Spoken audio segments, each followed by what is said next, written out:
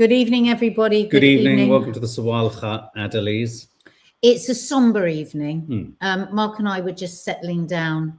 We've had a very busy day doing all sorts of stuff. We're just settling down. We said we can't do it. No. We cannot let today go without doing a live on all the horrors of Gaza, Trump, Epstein, a lot. Just a little bit on Epstein. But first, as I was just saying over on Instagram, could you please just hit the subscribe button for us? It's only me and Mark here. It really helps us, and it doesn't cost anything. If you could just hit that subscribe button, but even more important is if you can share the videos about Gaza. We make tons of content and all sorts of things, but if you can just share that about this and all the other stuff we've done on Gaza, because there's a whole new pack of lies that is out there, and you want to be able to go to work tomorrow, you want to be able to chat with your friends, you want to say it's bullshit. I'm going to calm myself down. I'm going to go in the spirit of just helping Nads calm down. Look, if you haven't posted anything on Instagram, and if you're not on social media, you're only on YouTube, whatever. If you haven't made it your business to be posting about global politics or Ukraine and all this sort of stuff, of course, and you don't have a profile, etc., do not feel that anyone's getting antsy with you at all. Not at all. No. Quite the opposite. This is about people that set themselves... calm. It's people who set themselves up as representatives, ambassadors, spokespeople, or influencers, or journalists who always pull the fifth, fourth, third, second amendment and say, I can't express an opinion, I have to show neutrality.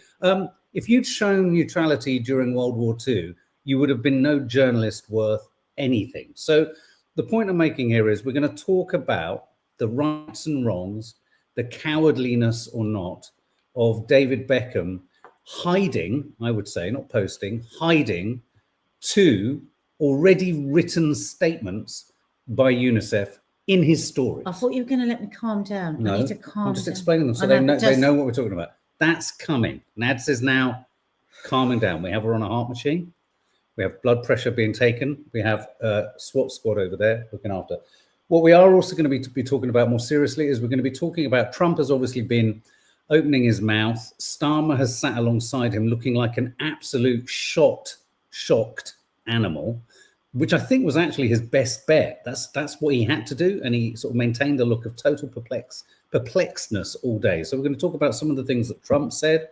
We're going to be talking about the Gaza aid drop lies. Now, we want to just unpeel. We did some of this morning in Coffee Morning, but we really want to peel back this totally fraudulent notion that because people, the most untrustworthy people in this, are saying, we're dropping aid, this is coming in, we'll open the gates, there's no such thing as a famine, and Trump's like, we'll make sure. It doesn't mean it's happening, and it certainly doesn't mean that aid is getting into Gaza in the way that it should be. And it certainly doesn't mean, even if all the aid they could get in for 2-3 days in a row was got in, that would resolve the problem. What you're witnessing and what you're experiencing with this aid drop story and the humanitarian aid trucks going in for today is an ability or an attempt by Western leaders to calm the guilt of their populations down. No, what they are trying to do is absolutely shut us up. Yeah, thousands upon thousands of people stood outside Downing Street the other night, banging their saucepans. They left the place littered with saucepans. That kind of action is going on across the world, and the leaders do not like us. No. Pulling together solid in solidarity against inhumane, egregious acts. They want us to sit down and shut up and swallow the shit they're giving us, right? So they are now, see this as a win, this new pack of lies, because they are trying to make us sit down and shut up. But you must see through it. I swear to God, if anybody sees me over the next few days and says to me, oh, the food's flown in now, I will have to lie down and I'll have to call a medic, because nobody can fall for this shit. Major intelligence services around the world know Israel for being a country that lies almost more than any other country in the world. I mean, intelligence agencies around the world say, and are officially on the record in various places as saying, that it's well known the extent to which Israeli intelligence services and governments and the idea, Alexei Sales says it again and again, they lie, and they lie in a barefaced way. There isn't an intelligence service in the world that no, lie. Of course. That's as well. No, but we're talking about government. We're talking about to the highest levels. They lie. And the problem with the Israeli government is when you look at the psychopath that's Ben Gvir and Smotrich that are in the government, illegal settlers. The lies that are coming out of their mouths, they believe them as truths. So this is how they can get. Because I sometimes look at them and I think, how can you be saying this and feeling it and believing it? They don't. They've got themselves to a position where it's not a lie. It's a truth. It's a fanatical truth. They're fantasists. They're mad people. They believe every word they say. So don't be fooled. No aid has entered Gaza in the past 2 days. Don't be fooled by global media coverage. The occupation only allowed 30 trucks to enter. They never arrived. They were completely looted by gangs operating under the occupation's command. Remember? And we know this is true. Do you remember the gangs? Yeah. The gang, yeah. This is not humanitarian aid. This is theatre. The entry of aid wasn't to stop the famine, but to ease pressure on the occupier and prolong its criminal war. And if Netanyahu has already posted and has already said to his cabinet, we have to let something in for our allies. So he's not looking, once again, no one in the higher echelons of the Israeli government are looking at the humans in this situation. There's a quote here. I want to play this quote. And the part of this quote that I find shocking, I hope no one's eating because it's Netanyahu. I can't look at him. But just listen to what he's got to say. Israel deliberately of this egregious falsehood. There is no starvation in Gaza, no policy of starvation in Gaza. And I assure you that we have a commitment to achieve our war goals. We'll continue to fight.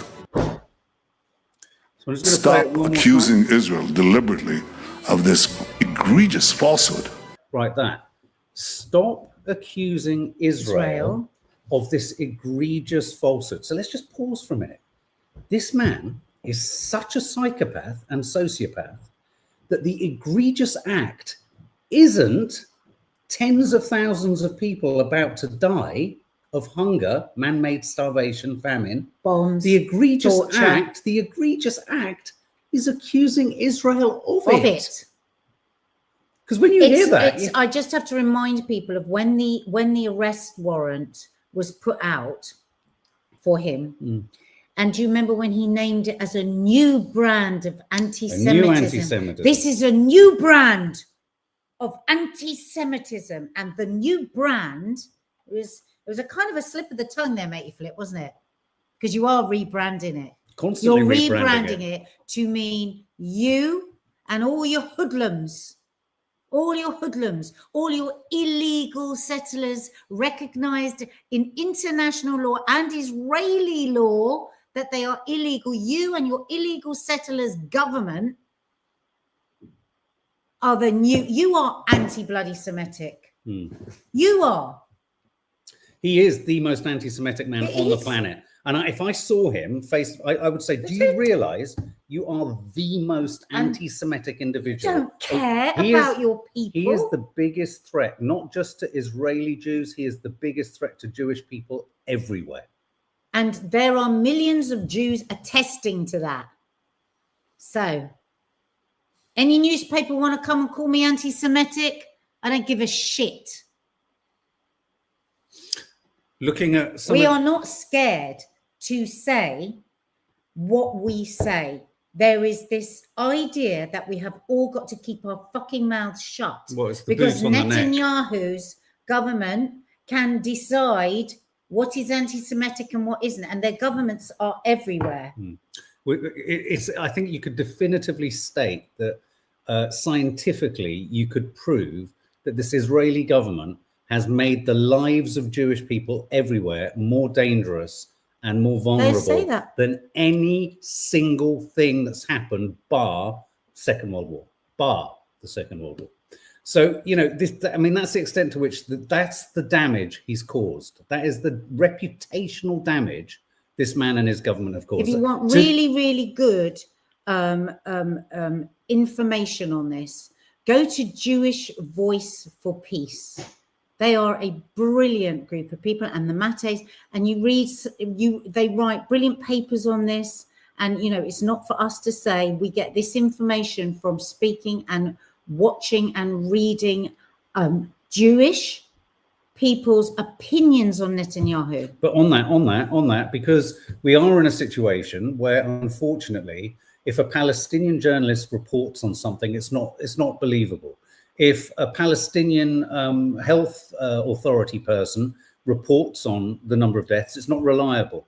It's entirely to be believed when a state that engages in international terrorism, state-sponsored terrorism, we have to believe everything they say. So there's huge agency and there's huge substance and weight to when an Israeli organization calls out Israeli behavior. And on that point, this news broke today, very significant. Israel is committing genocide in Gaza, say 2 major Israeli rights groups. This is really, really important. BECKHAM'S and Physicians for Human Rights Israel have both published reports accusing Israel of genocidal crimes and incitement. In its report, BECKHAM'S examined Israel's policies in Gaza and statements made by senior Israeli politicians and military commanders on its goals in the enclave, and it led the group to the unequivocal conclusion that Israel is taking coordinated action to intentionally destroy Palestinian society in the Gaza Strip. Netanyahu, Israeli government, supporters of the Israeli regime, these are Israeli rights groups. And you know what he'll do? This is the new anti-Semitism. This is self-hating Jews. That's what he'll say. No, this will be anti-Semitism light or yeah, you're right. This will be the kind of tango twist. They'll be called self-hating Jews, like all the Jewish groups that we follow and we speak to. They say if they say anything against him, they're called self-hating Jews. Yeah. Israeli human. So this is being reported within numerous independent news sources. Zeteo News, Israeli human rights group, says Israel is committing genocide. Why did it take 22 months? Well, I mean, I don't know, because I don't know these people. I don't. But the thing is, people know that it's going to be. You've got 90,000 people minimum on 5th stage malnutrition, right? Where are the bodies going to go? There's going to be a certain amount of explaining that's going to happen. I saw a really shocking report today that said if you extrapolate the Lancet magazine's predictions from, it was about 9 months ago now, wasn't it? Mm-hmm. If you extrapolate the Lancet's, the way in which they statistically accommodate for total deaths that haven't been accounted for, apparently they fear that the number now is at something like 440,000 Palestinians dead. That's a number that the Western media doesn't want to get on board with. Thank you so much, Gemma. Gemma's saying I'm Jewish. I've never heard you say anything anti-Semitic. Thank you. 440,000 if you use the rubric and the rationale and the statistical breakdown of the Lancet. 440,000, which would account for why there aren't 2.2 million. And for those of you that follow us regularly, I do apologise that I say this over and over again, but it's very, very, very important because you never know. There may be somebody here for the first time who's wanting to know what's going on. The official number has hardly shifted for maybe a year. You've got to ask yourself why, right? Because there is no infrastructure. You have to have a name. You have to have a body. You have to go to the town hall and register the name. Okay.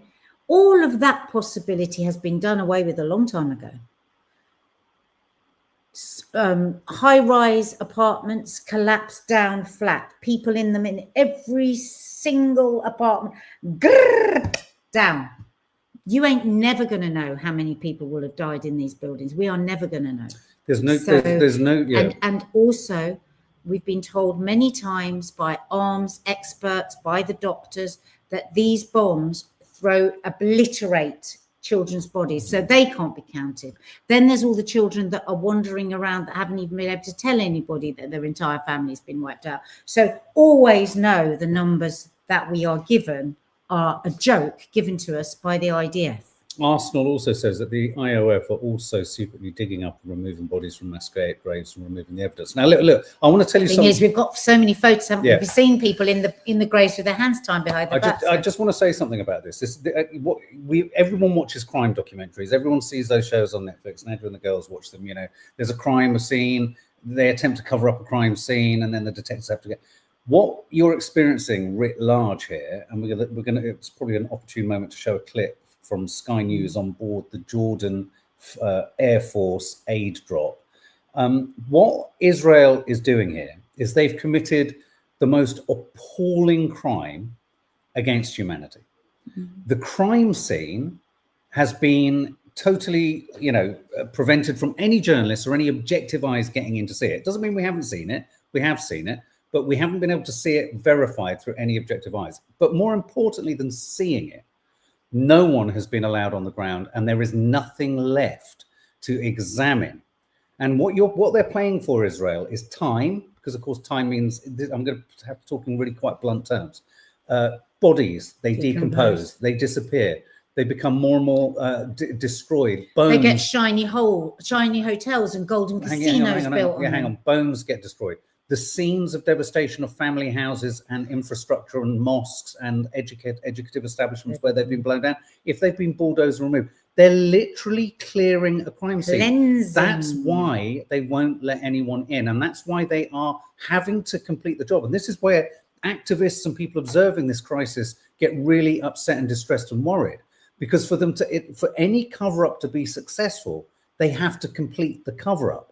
And any chink, any possibility that they are revealed by any objective source on the ground will fuck the whole thing up. And I hate to say it. Can I just read out Abby Reid? Yeah, I hate to say it. That's why I'm so worried right now as to where this will end. Yeah. Well, yeah. Abby Reid, it should not be classed as courageous to speak up, and we should fear those who don't. Totally they don't agree. have a conscience. Totally agree.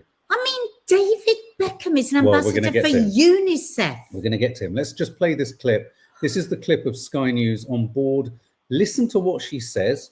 Listen to how she describes the conditions of her being allowed on board to film from within the airplane. And she's very much telling us. You've got to remember she's got a whole load of IDF people behind her. So watch this. She's been given permission by the IDF. From the aircraft to people on the ground. Food will be dropped from the aircraft to people on the ground. We were given quite a clear and strict pre-flight briefing that the Israelis have said we're not allowed to film any shots of Gaza from the air, and that if we do, these airdrop flights could either be cancelled or delayed. International journalists haven't been allowed access to Gaza since the war started, despite immense pressure and growing demands. And it seems they don't want us to show you images of Gaza from the air either. There's such a lot of effort involved in these airdrops.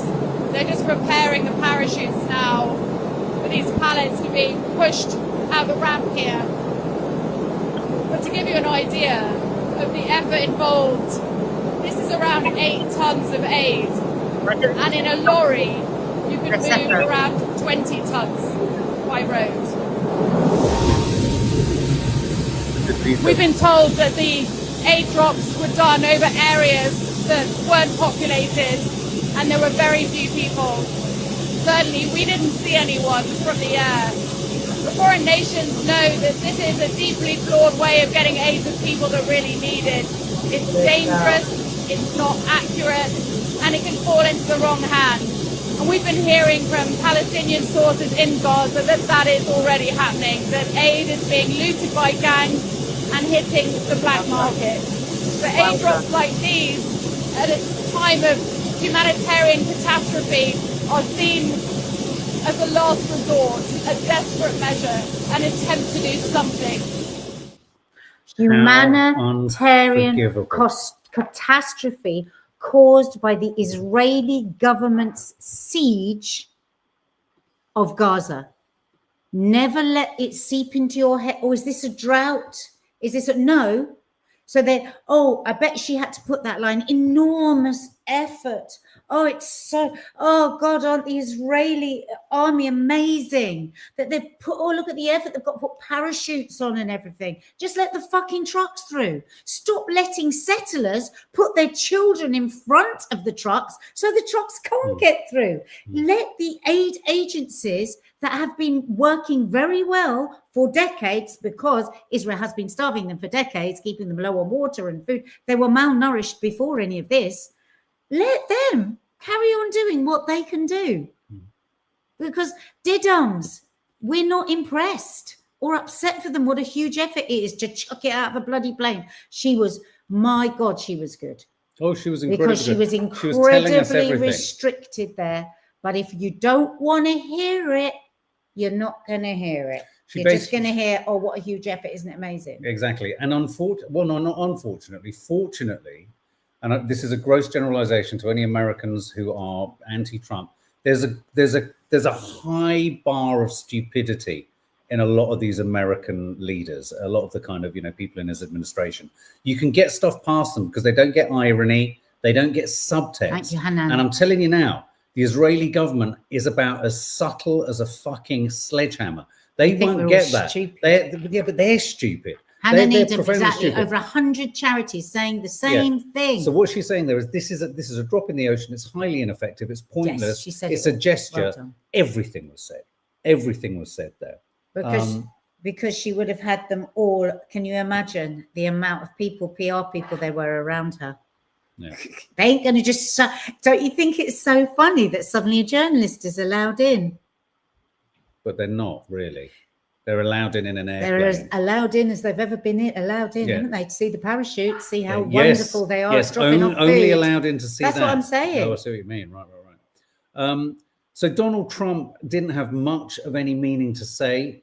He did say. Did we do the Netanyahu saying they're not starving? We did the previous one where he said that I it can't was remember. it was an egregious. I go into a dark place and I don't know whether. Yeah, we've got the Hebrew version of Netanyahu. No. Okay. If just once is more than we can let's bear. just hear from Trump. We want to sleep tonight. There's no starvation in Gaza. Do you agree with that assessment? I don't know. I mean, based on television, I would say not particularly, because those children look very hungry, but we're giving a lot of money and a lot of food, and other nations are now stepping up. I know that this nation is, right? It's here. a humanitarian crisis. Right. It's an absolute catastrophe. Do you think Israel has done? Nobody wants to see that, and I think people in Britain are revolted at seeing what they're seeing on their screens. So we've got to get to that ceasefire, and thank you, Mr. President, for leading on that, and also to just get more and more aid in. And again, America's done a lot. Oh, please, someone drag him off with a fucking walking stick. One of those ones they used to have on the. Oh, Donald. Yes, it's terrible, revolting. Excuse me. I don't know if anyone. I find that quite offensive to call the children that are starving revolting. And can we please stop just only talking about the children?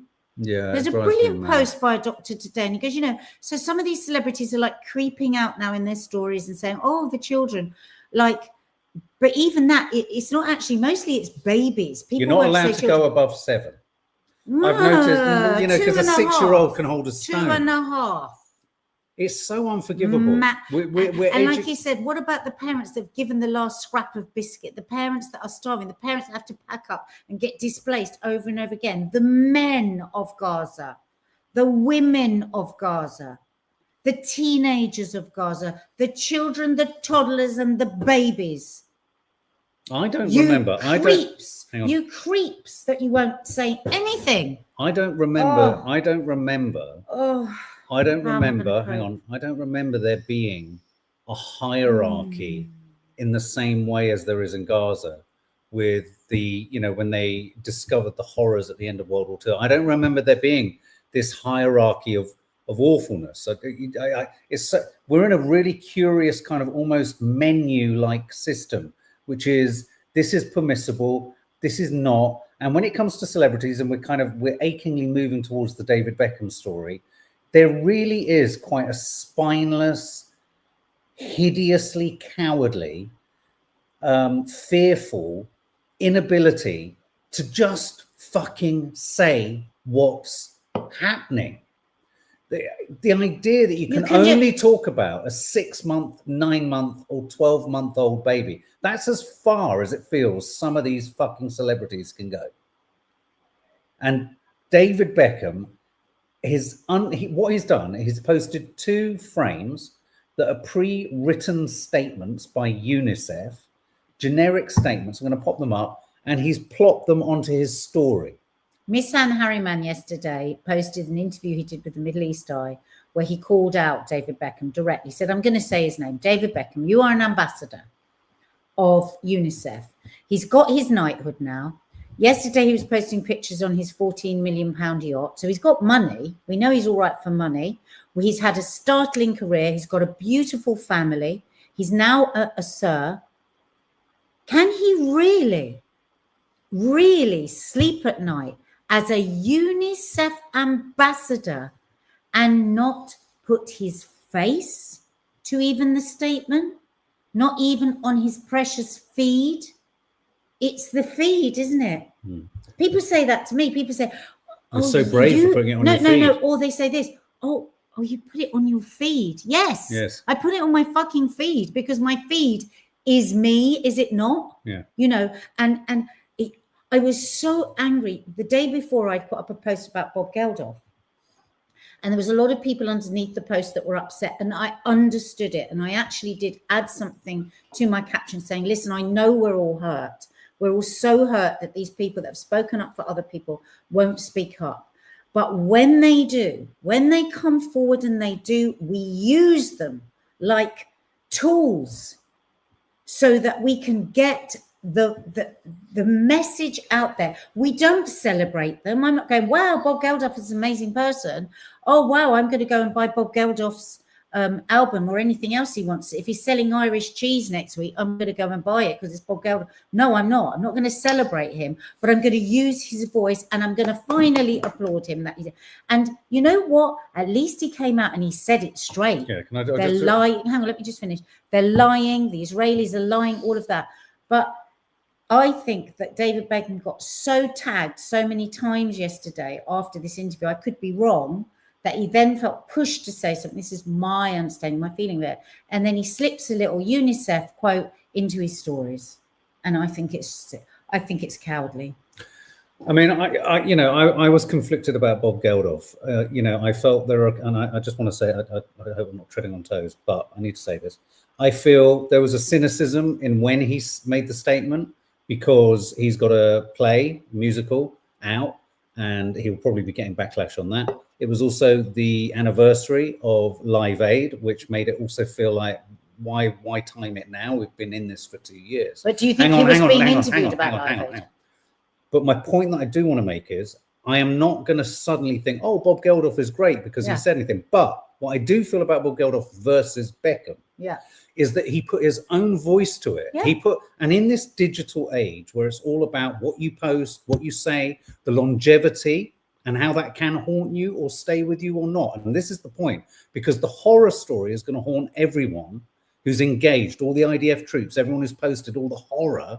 That's going to haunt them for as long as the silence will haunt those who've said nothing. And the fact that Bob Geldof came out personally, was digitally recorded, stating something, quoted, very powerful stuff that he said, that in and of itself puts him head and shoulders above this. But what I would say to that is Bob Geldof has a history. This is what he does. He's an extremely intelligent, articulate, eloquent speaker.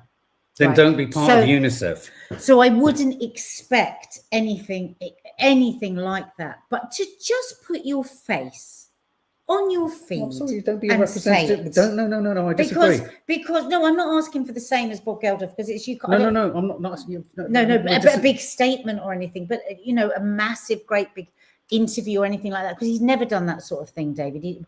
But I think within what we know of David Beckham, because I've looked on his feed today, I don't follow him, and he's got lovely moving photos and talking about how wonderful it is to be a UNICEF ambassador. He's holding babies in his arms, That's my point. He's willing to go further for other things. He's willing to do it in other circumstances. That's precisely my point. We haven't got Bob Geldof doing this in the last 6 months about something else, and he hasn't done it about it. I mean, if you're a representative for a UNICEF, of a children's charity, I have to be brutally honest with you, though. There are some charities that I think are a bit mealy-mouthed in their languaging. If I'm honest, I just think no, but to be fair, charities are always walking a political tightrope, because if they say too much this way or that way, and I know that from charities that I've worked with and that I work with, they are sometimes really scuppered. So I understand it. You know, they can be thrown out of a country, they can be disallowed. And so it's a very fine tuning. So I'm not saying that David Beckham should come out and go, my God, what Netanyahu is doing is bloody disgrace. I'm not saying any of that, but just speak up for these children in the way that you would have done for other children. So is he cowardly or not? Yes. Yes. Because he hasn't done that. He's posted on his stories. This is what, in the spirit of transparency, this is what he's posted. It's a statement by UNICEF that UNICEF wrote. It's their, you know, you can see it on his. And it's not to say that what they're saying isn't right or isn't accurate. They're having to tread and navigate, I guess, as Nadji's just said, a sort of political minefield of sorts. And they were. I tell you, the part of it that really You've just said the part of it that really frustrated me was the first line here is UNICEF has never stopped delivering, but we can do a lot more if additional designated. Oh, hang on, I've got these the wrong way around. UNICEF welcomes the announcement by Israel. This is the part that fucked me off. Because this fucks me off with UNICEF, and it fucks me off with David Beckham. UNICEF welcomes the announcement by Israel to implement most urgently. It starts by telling us something good that Israel's done. Yeah, it's like, oh wow, we are so glad that Israel caused this problem. That's the bit. The Israeli government caused this problem, and UNICEF begins the statement with, "Oh, well done, Israel." This is astonishing. And I wonder if David Beckham even read that. He hasn't put anything on it. There's nothing of him there. You could totally believe that a PR person has just popped that up for him and he's never even looked at it. And that's what I think is unforgivable. If you are a UNICEF ambassador, if you've never said anything about children before, don't get me wrong. But if you're taking all the glory of being a UNICEF ambassador, you know, and going to the events and swishing around and picking up your knighthood for services. But could the argument be that by the same extension as what you've said, that UNICEF needs to tread a very, if he's an ambassador, he has to do the same thing? That's why I just said I wouldn't expect something like Bob Geldof did, because that is not right. That's not what you can do as an ambassador. What I would have hoped for was something in his words on his feed, or at least a picture of his mug on his feed with the quote from UNICEF. Yes. You've hidden it in your stories. You've done a little tick on your list, hoping that that makes you okay. Well, it doesn't. It affects the way I think about UNICEF. You know, UNICEF, if you've got to think about your ambassadors, what are they saying to us about you? How are they representing you? I think it's as simple as, he should have posted it to his fucking feed. I hate to say it, sounds so sort of like, you know, a bit social media-y. I think that's what matters. I think because that really it is matters. social media. And like, we can sit here all day long going, social media feed, Instagram crap bollocks. This is the way of the world now. And if all these people, if all these celebrities that are now sort of worming their way into their stories and making really careful little statements, actually posted on their feed, actually galvanized those, you know, followers, you know, it would have an effect. Look at the way they're having to throw all these PR stunts at the moment at us to try and make us all sit down and shut up. Imagine if all these people that have such good hearts and they care so much for people and life is so beautiful, if they actually did that and galvanized their followers and influenced their followers to say there is a humanitarian crisis of epic proportions, and there are many of them going on around the world. Don't think we don't know about Sudan and Congo and all of that, but you know, we are here with this now. That would shift things, because our world is fucked up. And people listen to celebrities and fucking billionaires. And that's the way of the world. And we have to work with it. Gerard Film says, anyone saying anything at this stage has got to be good. I would say yes. And I think I agree. I think there is an element of that. I would argue that this is entirely insufficient. Not this one. This is back of the class. This is really, I'm really disappointed in you, David. Because he hasn't said anything. He's put a quote up from UNICEF where it begins with applauding Israel's behavior. it's negative. I would go so far as to say it's negative what he's done. Bob Geldof, fantastic. He's come out, he said it straight, whether he's got a play on, whether he's got something, I don't care. He said something very strongly. It's gone. He was on Sky News saying it, and that is what we need. If very famous people come out and say it, they will get on the news, and we need them challenging these journalists who say things like Trevor did to him.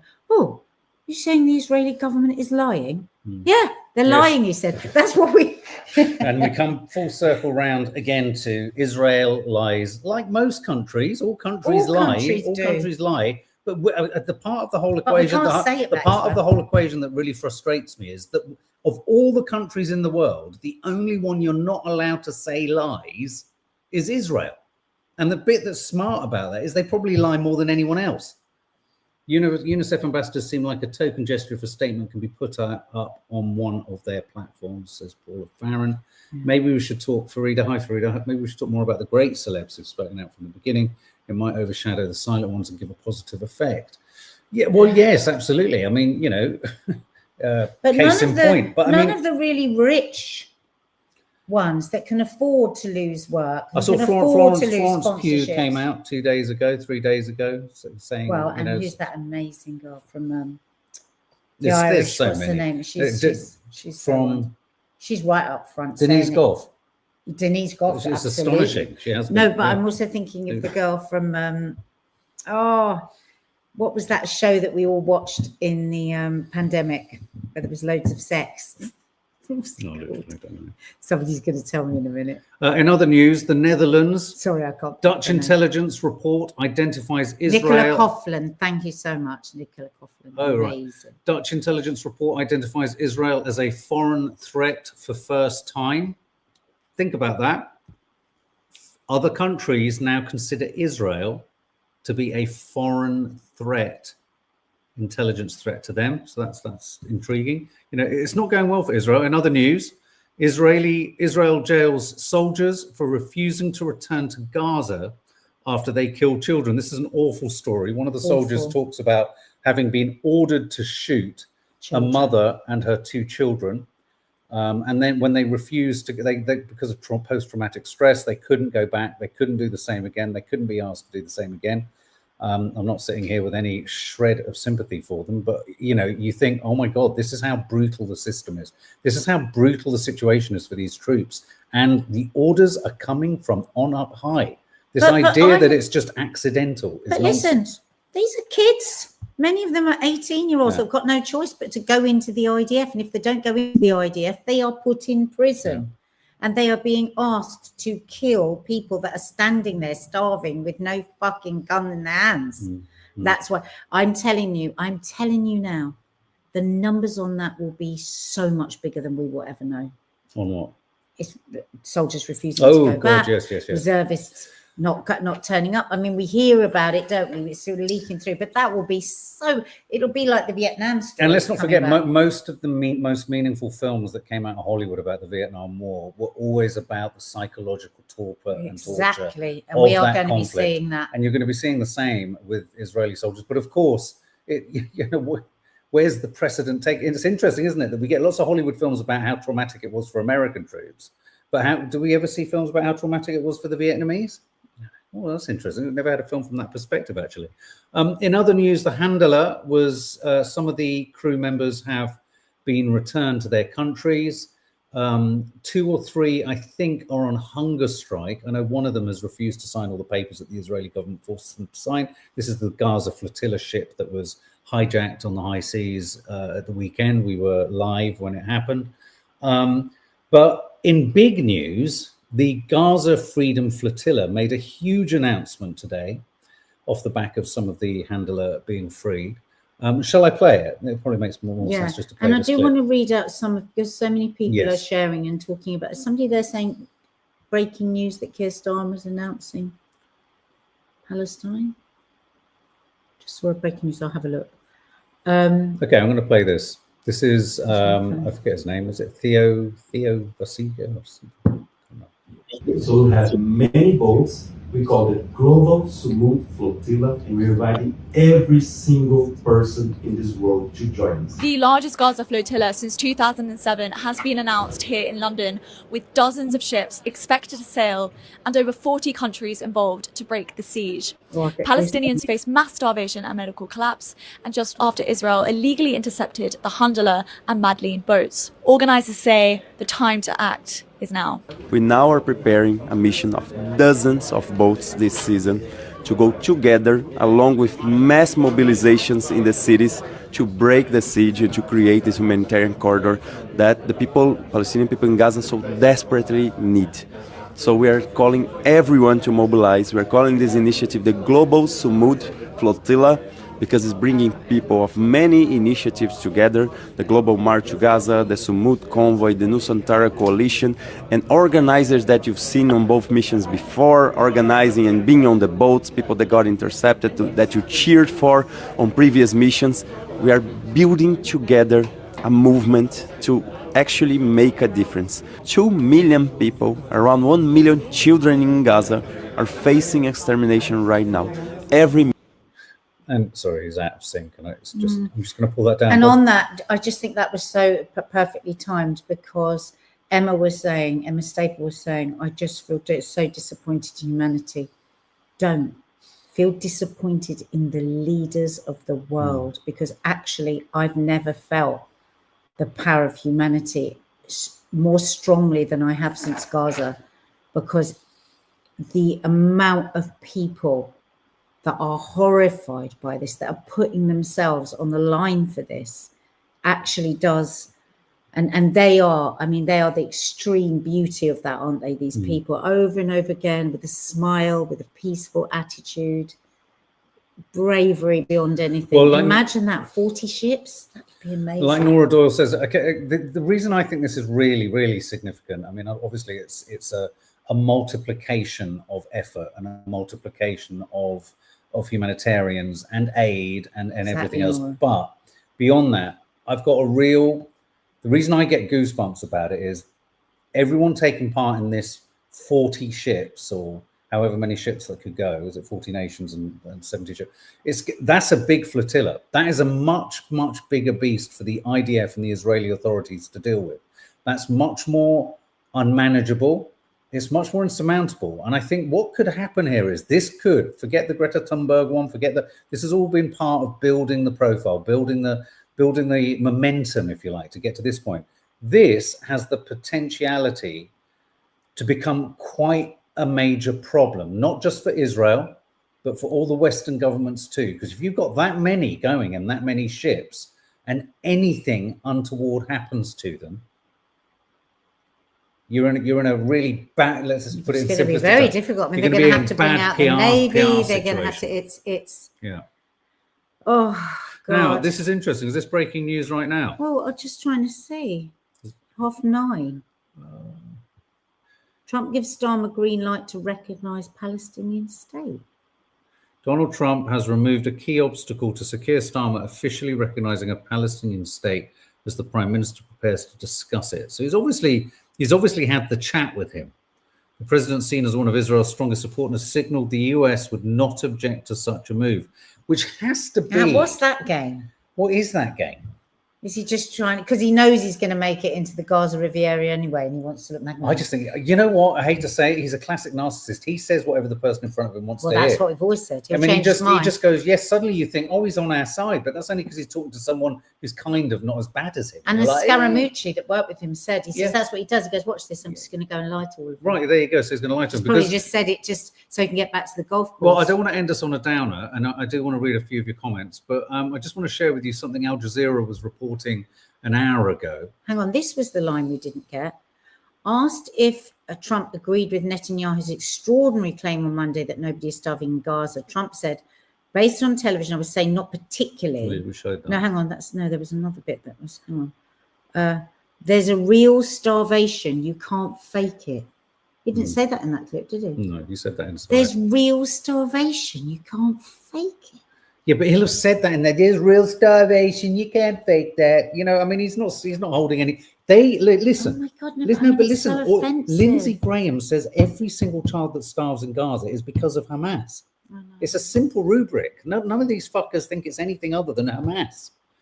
An hour ago, Netanyahu, Al Jazeera was reporting this, and I think this is major news. I think this will end up being big news tomorrow.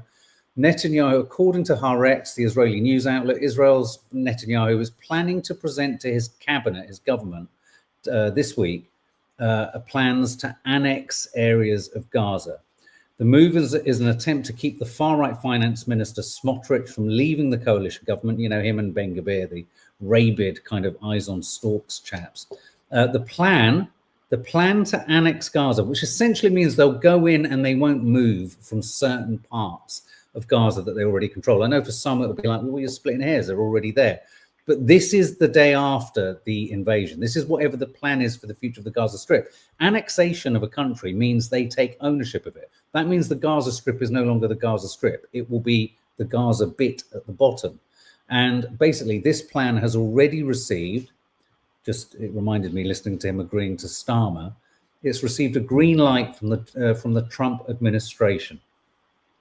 As Al Jazeera says, however, threats to annex Gaza may well put Israel at further odds with the rest of the international community and see more countries following France and recognize a Palestinian state.